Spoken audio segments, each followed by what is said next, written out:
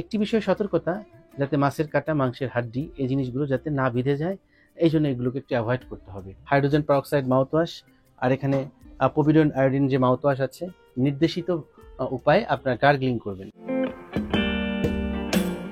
মোয়ের আমরা অপারেশনটা সফলভাবে শেষ করেছি, টনসিলেক্টমি সার্জারি। আমি এখন রাউন্ডে আসলাম, এসে দেখি সে বসে আছে এবং তার পাশে বসে আছে তার প্রিয় হাজব্যান্ড, তার স্বামীও বসে আছে। তো সেবা কি করতেছে আপনার ঠিকঠাক মতন? আচ্ছা, তো যাই হোক, এটা ভালো লাগে যখন স্ত্রীর পাশে স্বামী থাকে, তাকে সেবা করে, এটা ভালো লাগে। আর আপনাদের সেবায় আমরাও নিয়োজিত আছে আমার নার্স। এই তুমি কি আইসক্রিম নিয়ে রেডি? জি স্যার।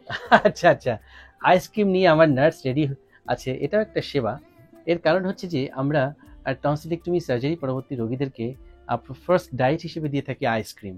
আইসক্রিমটা আমরা কেন দিই? কারণ আইস মানে হচ্ছে বরফ, এখানে এই বরফ বা ঠান্ডা জিনিস ভ্যাসোকনস্ট্রিকশন বা রক্তনালী সংকুচিত করতে সহায়তা করে, যে কারণে আমরা আইসক্রিমটা ফার্স্ট ডায়েট হিসেবে দিব। আমি একটু উদ্বোধন করাই দিই, ঠিক আছে?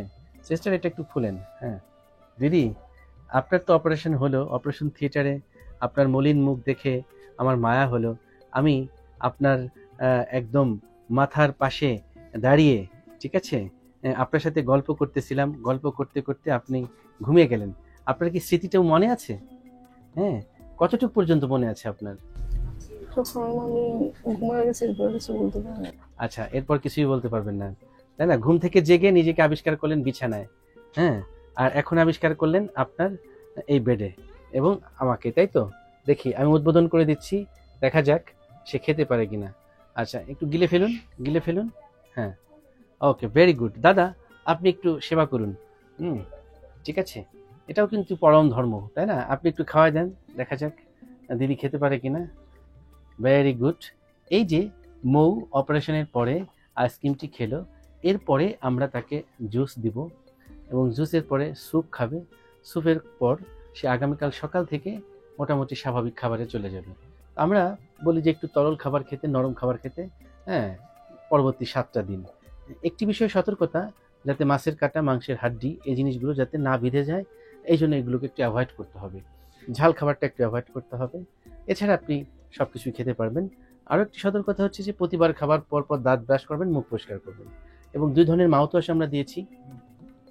একটি হাইড্রোজেন পারঅক্সাইড মাউথওয়াশ, এই যে হাইড্রোজেন পারঅক্সাইড মাউথওয়াশ, আর এখানে পভিডন আয়োডিন যে মাউথওয়াশ আছে, এই 2 ধরনের মাউথওয়াশ নির্দেশিত উপায়ে আপনার গার্গলিং করবেন, ঠিক আছে? দেখবেন যে আপনার পরবর্তীতে কোনো জটিলতা হবে না।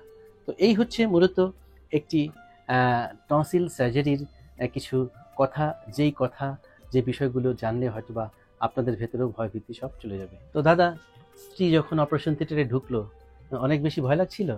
স্যার অনেক ভয় লাগছিল, কিন্তু স্যার একটা ভরসা ছিল যে আমার ওয়াইফ বললো যে বাঁচলে বাসুদেব স্যারের কাছে বাঁচবো, মরলে বাসুদেব স্যারের কাছে মরবো। এটা আস্থা আমার অনেকটা আগ্রহ মানে বাইরে গেছে যে না, স্যারের কাছে গেলে আমি আর পেশেন্ট নিশ্চিত থাকবে। আচ্ছা, এই আস্থাটা আমার কাছে ছিল স্যার। আচ্ছা, তো সে তো আর কোনো দুর্ঘটনায় পড়ে নাই, সে শেষ পর্যন্ত আপনার পাশেই আছে, অর্থাৎ আমরা সফলভাবে অপারেশনটা শেষ করেছি। স্যার আমি স্যার অনেক কষ্ট করছি, 5টা বছর নিয়ে স্যার ভুগতেছি। কোনো অসুবিধা নাই, আপনাদের এই ভালোবাসা আমাকে আরো বেশি অনুপ্রাণিত করে।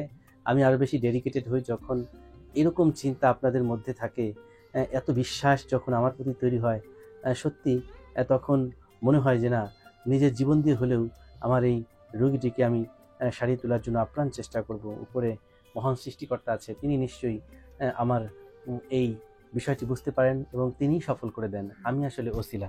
তো আপনাদের জন্য রইল অনেক অনেক শুভকামনা। দিদি, আমার পক্ষ থেকে থাকলো একটি ভালোবাসার উপহার, এর মধ্যে একটি উপহার আছে, এটি আপনার জন্য, ঠিক আছে? সো ভিউয়ার্স, এটাই আসলে চাই আমি, যে রোগীরা সুস্থ হয়ে যাক, তাদের ইচ্ছাগুলো পূর্ণ হোক। তাদের ইচ্ছা যখন পূর্ণ হবে, যখন সুস্থ হয়ে যাবে, এর চাইতে আর কি ভালো লাগার থাকতে পারে? আর এভাবেই ভালো লাগার কিছু কাজ করে আপনাদের সেবায় নিজেকে নিয়োজিত রাখতে চাই। আপনারা আশীর্বাদ করবেন। And thank you very much for watching this video.